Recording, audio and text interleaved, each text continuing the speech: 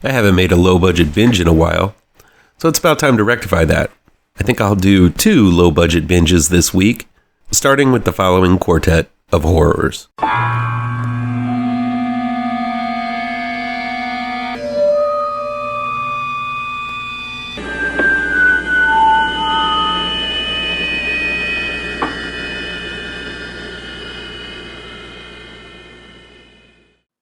Low Budget Binge is where we venture down the path less traveled and look at low budget, no budget, and sometimes international films that never get that top billing you see with the usual Hollywood fare.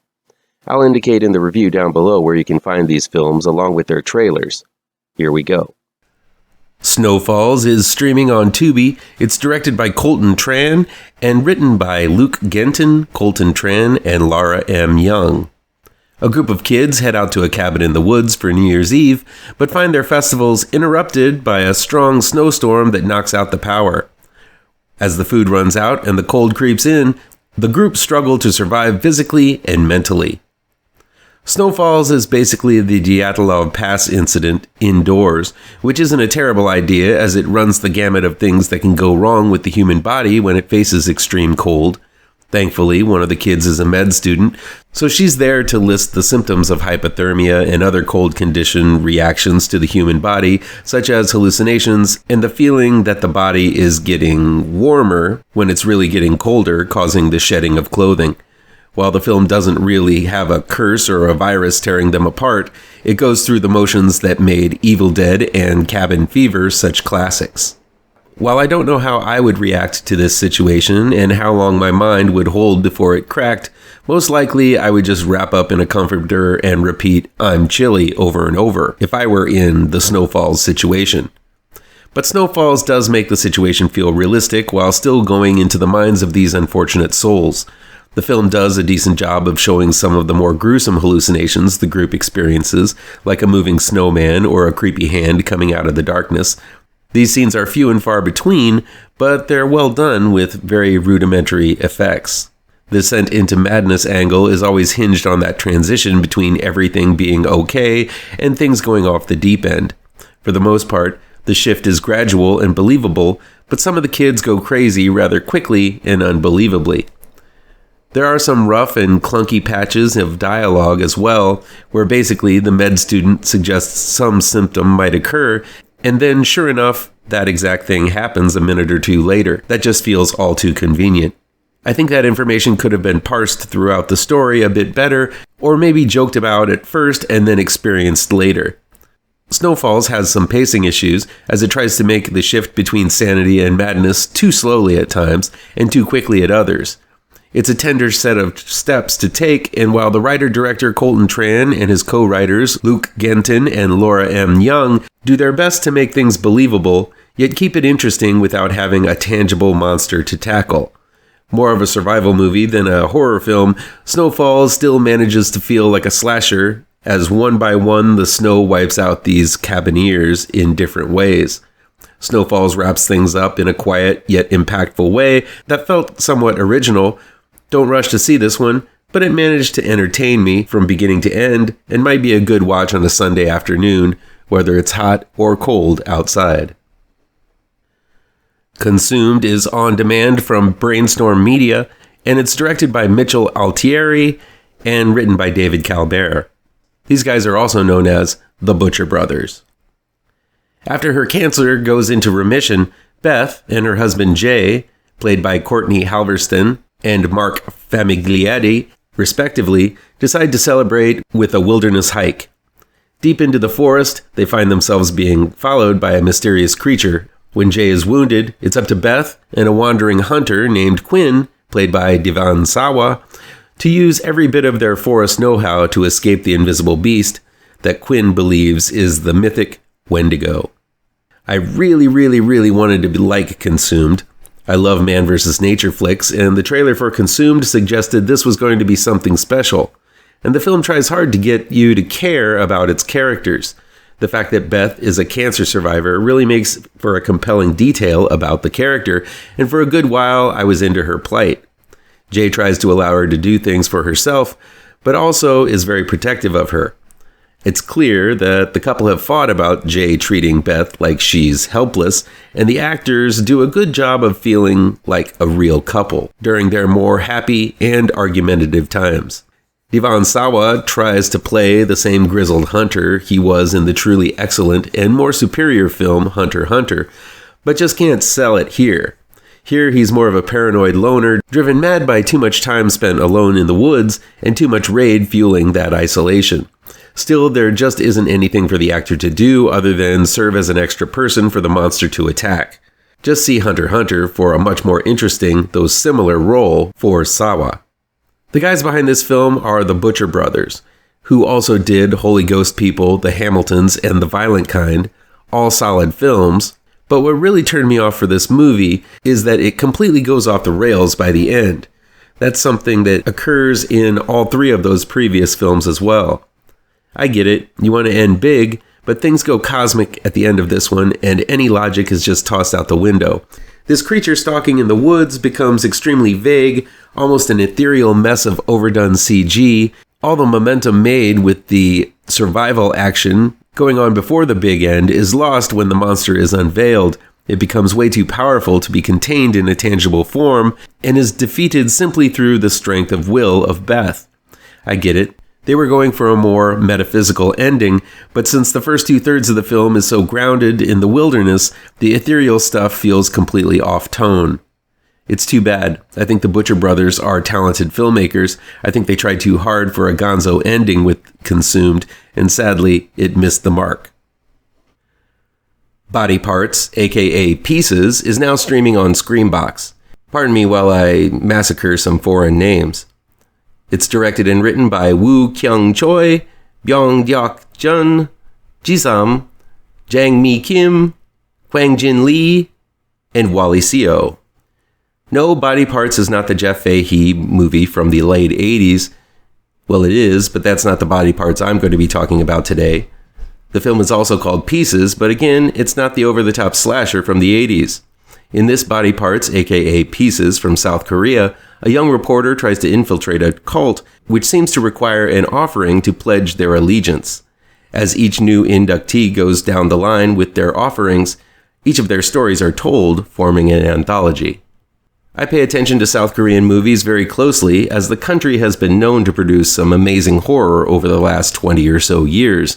For some reason, this section of the world really knows how to produce innovative concepts, gross-out body horror, and truly chilling subject matter in ways that few other countries do.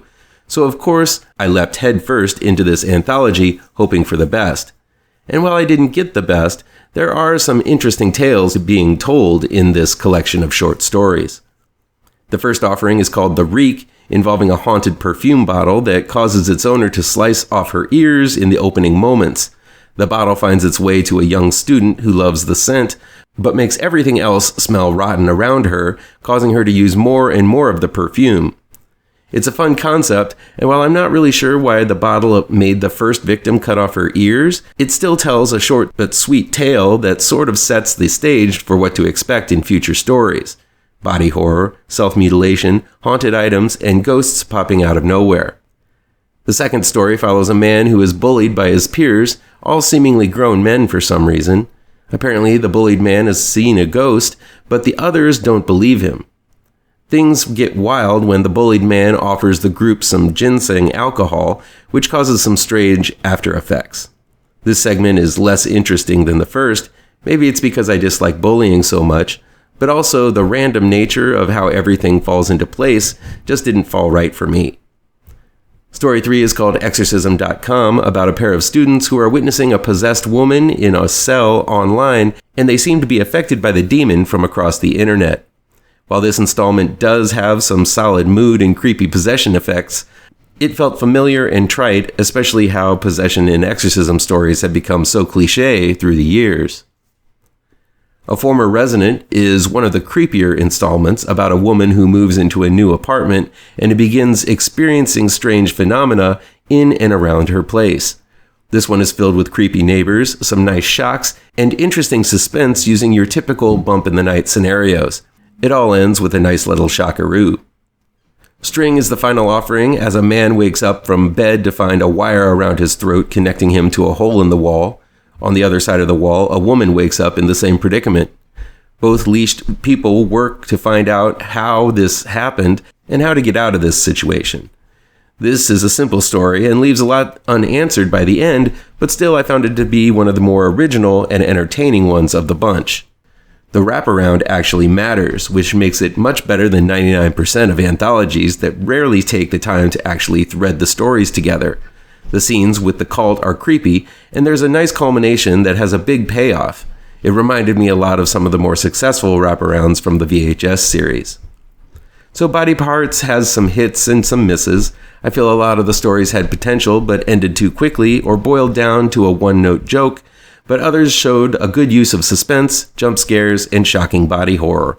The subtitle translation was rough, but I was able to suss it out despite the grammatical flubs. Body Parts is a mixed bag, not as powerful as past imports from South Korea, but evident that body horror is alive and well around the world. Kill Your Lover is new on demand from Dark Sky Films. It's directed and written by Alix Austin and Keir Siewert. Rock band leader Dakota, played by Paige Gilmore, wants to get out of her relationship with chemist Axel, played by Shane Quigley-Murphy. What was once fascinating and different for Dakota about the relationship with Alix is now stifling, boring, and annoying. But just as Dakota is preparing to leave him, Alix comes home from the lab he works at with a strange virus coursing through his body.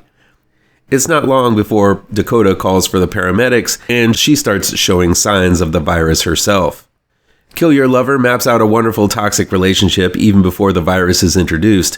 While Axel has his flaws of being controlling and serious about his future with Dakota, Dakota seems to want that type of control and stability at first with the relationship. But as time goes on, Dakota yearns for yesteryear and refuses to pursue something mature in her life.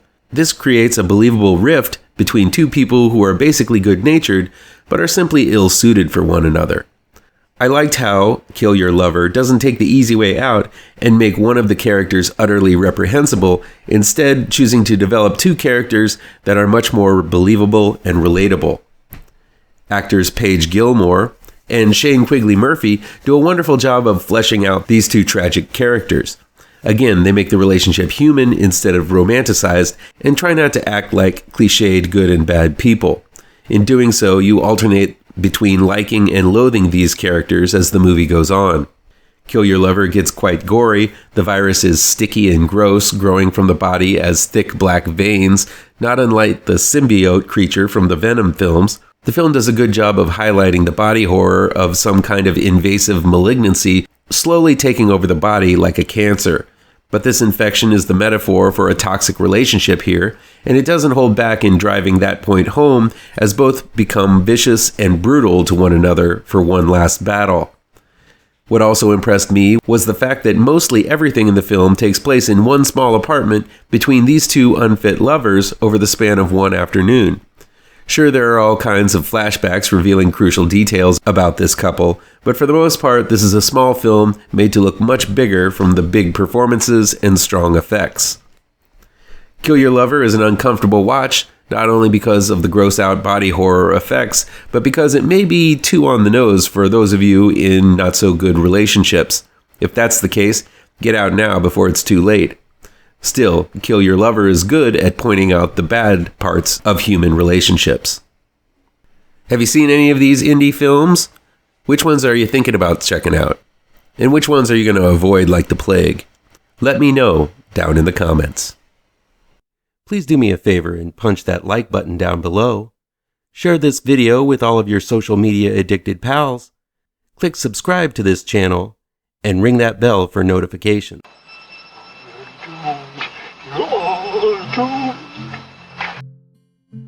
You're doomed